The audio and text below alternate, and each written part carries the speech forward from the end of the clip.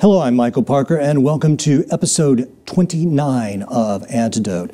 There is a nuclear secret outside of St. Louis that dates back 70 years, and it is deadly, with no immediate solution on the horizon. Today, joining us via Skype is Dawn Chapman of Just Mom St. Louis to help us understand this situation and what is at stake. Dawn, welcome to Antidote. Thank you for having me. Thank you for coming. I became aware of this situation in your work recently when I saw a call to action letter that was co-authored by you and our mutual friend Byron DeLear. And in this letter, you're calling for the president to instate emergency action upon this West Lake Landfill. You live 2 miles from the West Lake Landfill. Explain to us what the problem is there and why this needs to be immediately resolved.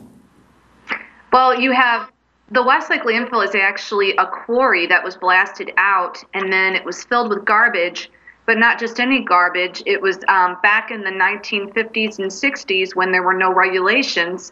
So it's actually a superfund site. St. Louis has many industrial companies. We have Monsanto, McDonnell Douglas and Boeing, and everybody brought all their really bad stuff to this landfill and dumped it in. We do know that. But we also have the world's oldest nuclear weapons waste that is sitting on the surface and buried. It's not in barrels. It's just laying there on the ground in some places and intermixed with garbage on the site as well. And so as of 2010, an underground fire occurred on the Superfund site deep within the quarry and now has consumed the entire bottom half of the site. It's about 6 football fields width. The fire is, and it's slowly but surely burning towards the nuclear weapons waste that's in and directly adjacent to it. This nuclear weapons waste, let's talk about how it came to be there, because it is a long and convoluted story. From what I understand, in 1942, there was this company, which I hope I'm pronouncing correctly, Mallinckrodt? Yes, that's right. Mallinckrodt Chemical Works was hired to refine Belgian Congo uranium ore for use in the Manhattan Project. And I believe after it was refined, it was then sent to the University of Chicago. But the byproducts of all of that then began to be moved around town. Can you talk about that a little bit? Right. So it was very much secretive back then. The federal government did approach Ed Mallinckrodt and actually asked him 3 times, and the 3rd time he said yes, with the understanding that Mallinckrodt was not going to be held accountable for anything, that it was the federal government's responsibility, whatever harm or whatever should happen with this waste and with the byproduct.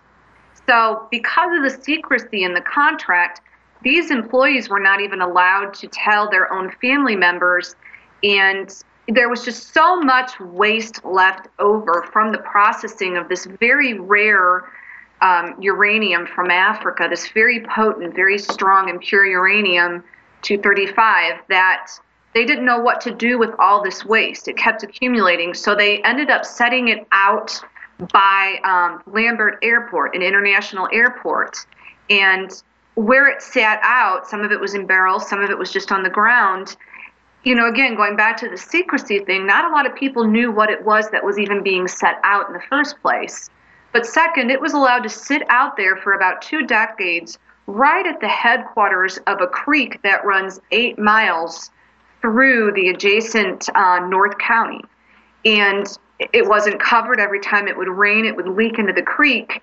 But also the process of bringing all this waste out to the airport, you know, it was done in dump trucks. Some of it was done in pickup trucks. And at some point, some of the haulers knew, but some of them didn't. Some of them had no idea that this was radioactive waste. Some of them thought it was just ordinary dirt or just different kinds of chemicals in barrels.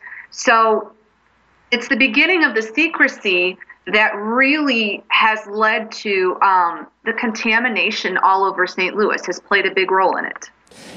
When this waste was adjacent to Coldwater Creek, that was the St. Louis airport site, right? Right, that's correct. And then some of that leached out into Coldwater Creek, and I believe in the 80s, at some point, some people who had grown up around there began to, I believe at a school reunion, they began to talk about how so many of them were having cancer and illnesses, and they began to look into this and come to find out, they began to put it all together that their proximity to Coldwater Creek was causing this abnormally high rate of cancers. So then I guess they decide, the EPA or the FUSRAP actually, which is formally utilized states remediation action program, is going to clean that up. But also some of this waste gets moved to the site that we're talking about, the West Lake site. I mean, this is confusing because they moved this stuff around a few times and they've cleaned up a couple of these locations, but they are not cleaning up the West Lake site. They are not. What happened was that some of the waste that sat out at the airport had value. So believe it or not, this is where the federal government really wronged St. Louis. The federal government put some of this waste actually up for auction and had mining companies that were bidding on it. Unfortunately, they were not completely forthcoming with those companies on exactly what they were bidding on. So what happened is this waste was privately bought, again, with these companies in the federal government not letting people know exactly what it was that was in them, and it was moved around again, and then it was illegally dumped at Westlake. With the reunion and the people, you know, they have known for decades now that there was uranium and other radioactive contaminants in Coldwater Creek. But it wasn't until a few years ago at a high school reunion that people started putting the illnesses together. You know, I think that's the angry part of it is, you know, people now understand. It's a joke in St. Louis. You know, I'm sick, I have cancer. Oh, where'd you grow up? I mean, we already know the answer is going to be North County if it's anything rare. And then those people that are sick and dying, you know, they're on Facebook, they're looking at all these documents, you know, come to find out when they were young and growing up playing in the creek in the 80s, it was already known that the creek was contaminated. And nobody said anything to these people. You know, FUSRAP didn't come along until the mid-1990s. In fact, that is, again, the federal government has just kind of forgotten about St. Louis. We were one of the last ones on the list to even be cleaned up, even though if you're talking about the Manhattan Project, St. Louis is actually where the Manhattan Project started. I mean, we started it. We processed the first uranium that even went into the Trinity bomb. So it really, you know, Westlake was left out because this was dumped at a superfund site, and it was bought by a different company, and they're the ones that illegally dumped it. And, you know, the EPA, they have absolutely no idea what they're doing at this site. This is not something, they're not experts in radioactive waste. Really, it's the formally utilized sites remedial action program. The Army Corps, those are the ones that really can take a fresh look at Westlake and figure out what needs to happen. I understand. So, but why is it that FUSRAP has cleaned up a few of these other sites in proximity to this one, but not this one? Why is this still going back and forth? Because it's very expensive. You're looking at a $500 million site cleanup just at Westlake alone. And, you know, even in the beginning, this should have been a DOE. This should have been a FUSRAP site. And FUSRAP deliberately, the Department of Energy deliberately passed it over to Superfund and made the recommendation because under Superfund, there are other responsible parties. That's how the Superfund program works. So in a sense, the federal government would not be solely responsible for Westlake. They would end up having to split the check 2 or 3 different ways. And, you know, that's where we are right now. You know, it's time for the Department of Energy and for FUSRAP to step back in and own this site. They have the ability to do the right thing. You know, they're a little late to the game, but come back in, accept your responsibility, and start cleaning up this site and treating it like the other sites that they're cleaning up over St. Louis. And when they go to clean this up, because the way I'm understanding it, there's about 8,000 tons of this radioactive material that was then mixed in with like 39,000 tons of soil. So this is spread across this very large area. It's not in barrels, it's open to the air. And at one point, if I'm understanding correctly, the EPA was saying, well, hey, you know what, we can do this $40 million cap project and make that work perhaps, but really, in fact, what you need to do is spend the 400 plus million to move all of that soil. Is that right? That's right. You know, when you look at putting a cap over this site, this is in an unlined landfill in the floodplain of the Missouri River. That's like putting a cap on a soda bottle and there's holes punched in the bottom of it. I mean, it's absolutely asinine to think that you could ever really leave this waste where it's sitting, and it is sitting in the groundwater in places. And, you know, the upsetting thing about it to this community, and not to make a mockery of cost, you know, it is expensive to clean up. But you know what? The federal government makes a lot of money off of nuclear weapons. And frankly, this site is not as expensive as some of the other sites. You know, and that soil, that 39,000 tons of soil that you're referring to was horribly contaminated. I mean, that's contaminated soil from what is now a food wrap site that was dumped at West Lake. There are places where they can just walk up right now and scrape it off the surface, put it in train cars and ship it out. Other spots, they're going to have to dig down and pull it out. But it's certainly feasible, I guess is what I'm trying to say, to remove it. It's just the money factor. And I think given the fact that you now have a fire approaching, it's in the long run, it's less expensive to clean this site up and to do it properly than it is to let the two meet and risk having to decontaminate the entire St. Louis metropolitan area.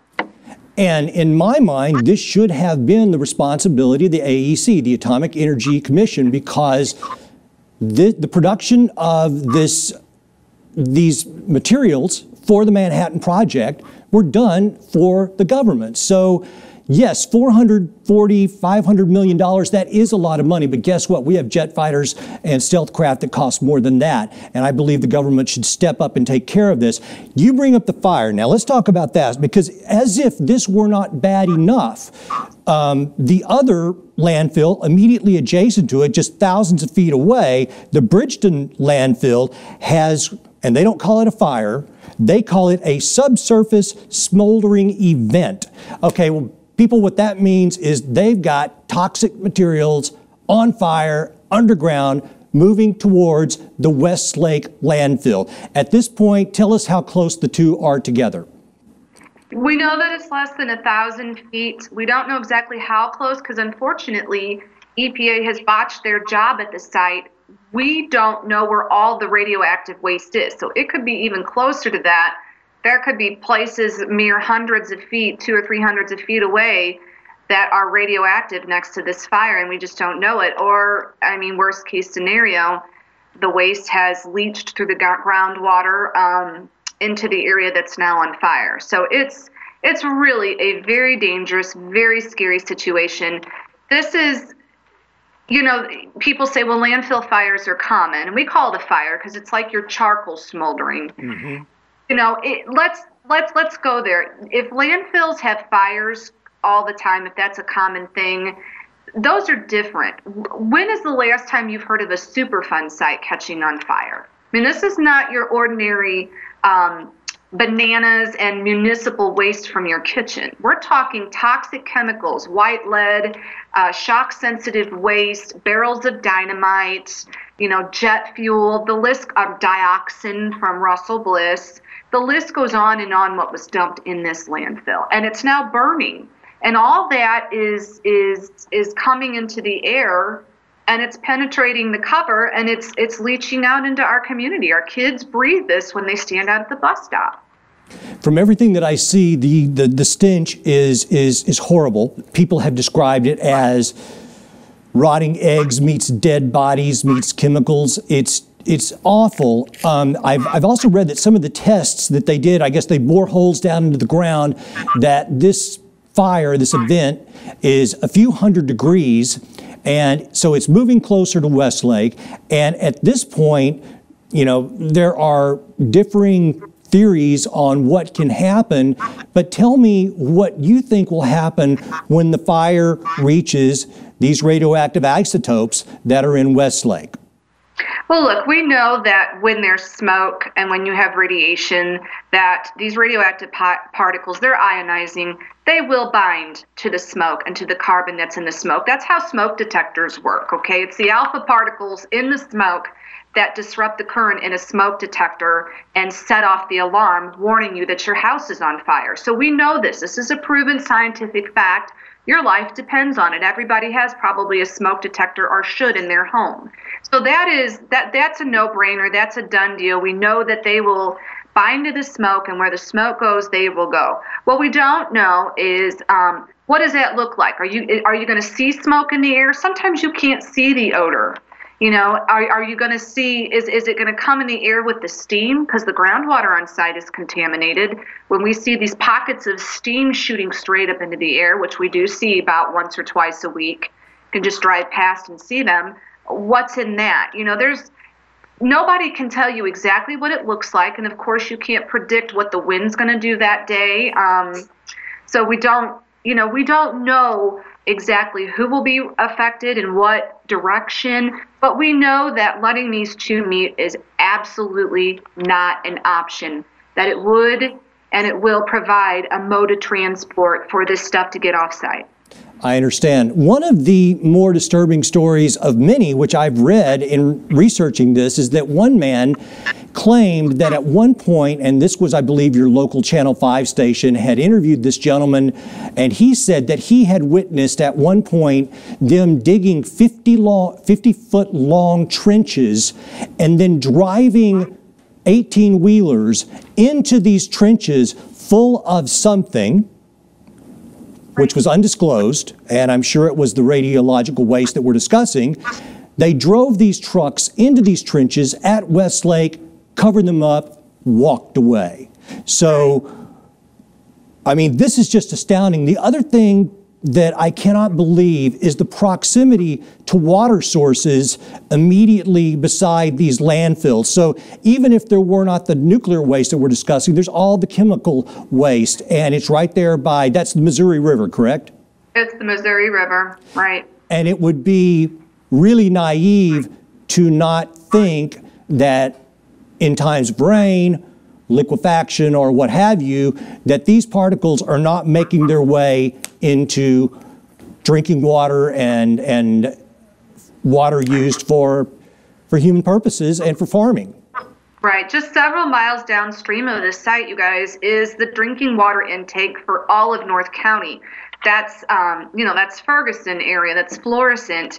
And even further down from that is the drinking water intake for the city of St. Louis. So we get our water downstream of this site, and you really could not have found a worse site to put this waste at when you think about it. But the frustration with EPA is that they know that the groundwater is contaminated horribly on the site.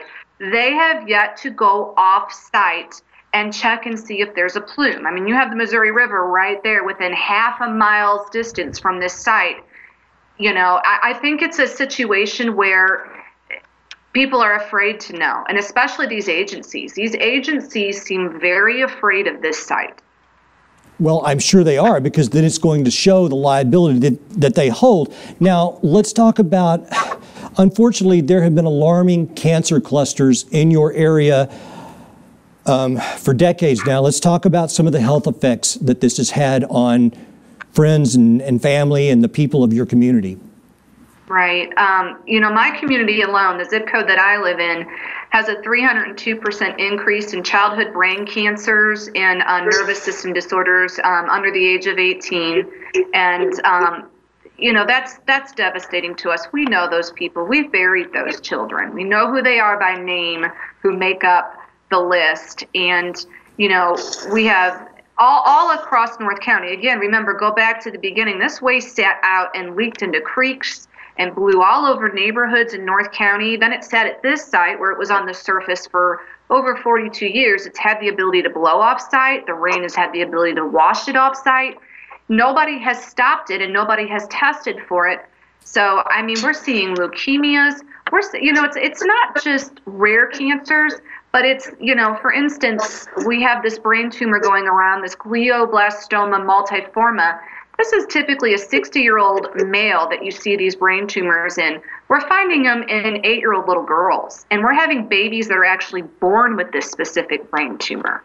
I mean, we have birth defects, children born without eyeballs, children born with multiple sets of teeth, We have the appendix cancers are really what's alarming at this whole area. You know, the health department has told us on multiple occasions that we should only see anywhere from 8 to 12 appendix cancers, and self-reporting, we're in the mid-40s. And that is an alarming, I mean, that is such a rare cancer, you know. And the heartbreaking thing about this that I think everybody really needs to understand is that it's a legacy issue. It's like a generational curse. We're seeing children and grandchildren of those who are exposed. So these people, we're seeing children who never even grew up in the area, who perhaps live out of state now, but their relatives, their loved ones grew up in this area, who are coming down with these rare cancers and these birth defects. And that is the heartbreaking thing, you know.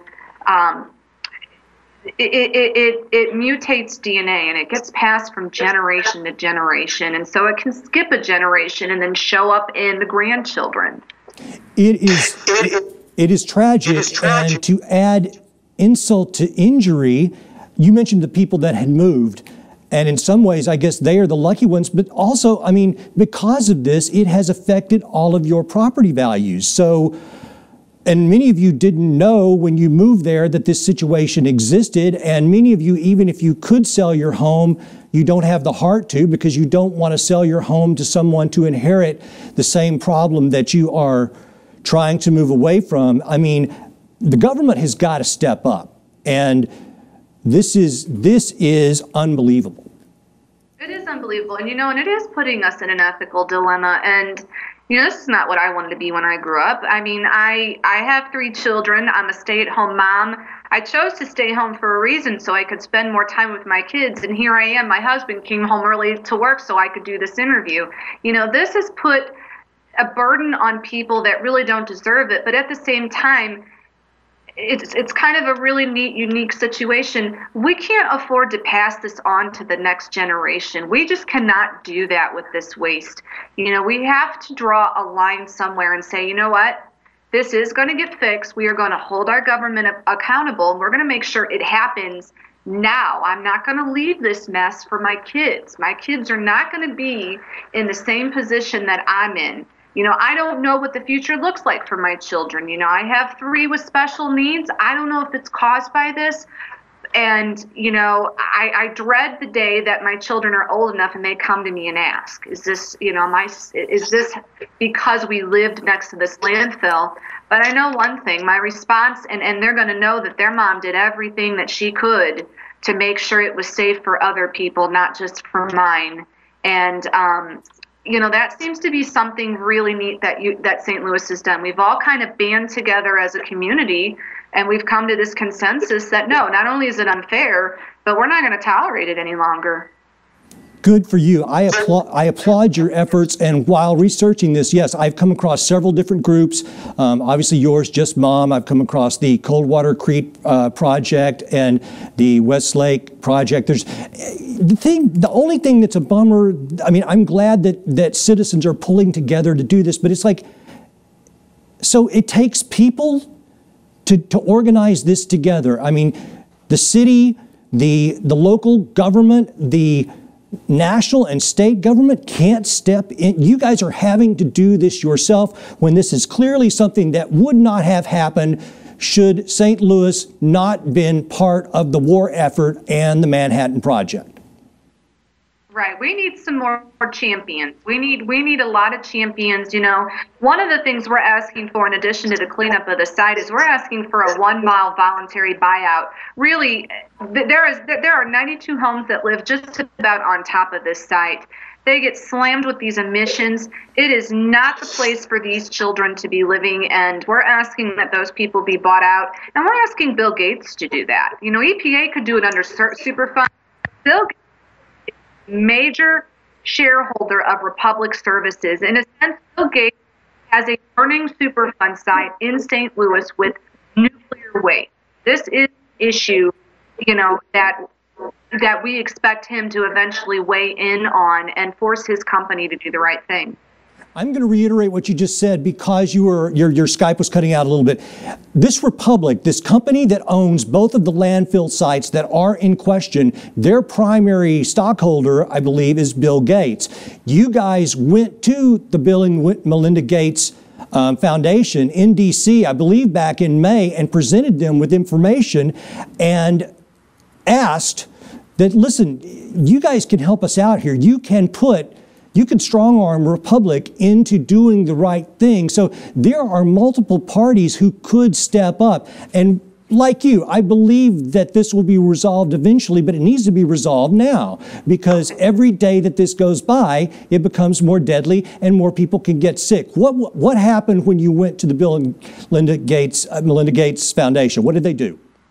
Well, you know what? We didn't get past the front desk. They wouldn't let us up. We gave them a book showing, pictures speak 1,000 words. We gave them a picture of our actual children to show them with bloody noses playing in the park, to show the ones that have passed away from brain tumors, those having, nebulizer and asthmatic issues. And they did take our book, but they're very much an off-limits, untouchable entity, and we've been told that, and it's very frustrating because we're calling on anybody at this point, any of your viewers who may even know somebody that works for the Gates Foundation, please help us reach out and make a contact with the Gates Foundation.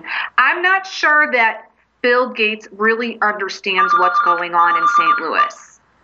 I don't think he fully understands, because I think if he did, this would not be allowed to go on. I understand, and my argument to that is he's clearly an extremely intelligent man with great resources, and if they've done good work vaccinating people in third world countries and things like that, but these are children who are ill in our own backyard and on American soil. And you know what? That's right. $440 million is not that much money. It sounds big, but it ain't, especially for a person like Bill Gates. It's $13 million to remove those living closest, and that really is a drop in the bucket, And the other thing, my goodness, when you look at these cancer rates and the people that are being harmed for this, these people are victims of war. This was the bomb. This is the Manhattan Project. And so those people that have lost their lives from this nuclear weapons waste, it's not just that they're veterans of World War II, but they're dying from friendly fire. I mean, that is just atrocious. We don't let that happen in America. I agree with you. When did you, and here's the deal, I watch the news, I'm a news junkie, and I was embarrassed that I did not know about this until this summer. And it was, like I say, it was because of the letter that you and our friend Byron DeLear wrote. When did you first know about the severity of this issue? 2.5 years ago. It was January 2013, and I literally just called the state because it smelled so awful, and my kids were at the bus stop, and I was like, this is just insane. This has been going on now for months. And I got a lot more than I bargained for from that phone call. I learned about the landfill fire, and I learned that it was a Superfund site. And then I learned that there was radioactive waste there. And, I've been a St. Louis resident all my life. I had no idea that we even played this role in the Manhattan Project. It's just not in our history books. And as I look around, it's not in very many people's history books that we actually started the Manhattan Project right here. And again, it goes back to that secrecy thing. I can't believe that I was allowed to buy a house within 2 miles of not only a Superfund site, but the world's oldest nuclear weapons waste, and nobody had to tell me about that. If I purchase a house and it has lead paint in it and people know, they legally have to disclose that and tell me. But you can move right next to a creek or a landfill that has radioactive waste from the Manhattan Project, from the bomb, and nobody has to even let you know. I mean, there is just something completely wrong about that. I agree, and I think it goes to the core of the issue why all of these agencies are afraid of this, because the more I read and the more I discuss with you, these materials were moved several times, and when they were moved, oftentimes it was done in a shoddy or somewhat amateurish, cheap fashion. So there have been numerous times that this material could have gotten into you know, I mean, we're looking at probably 10, 15-mile radius of St. Louis where things could have gotten into the water table, gotten into the river, flew off the back of the truck, in fields. And I mean, this is a big thing, a big thing. This is a major American city with essentially the potential of maybe even a dirty bomb inside of it as a result of this ineptly removed waste.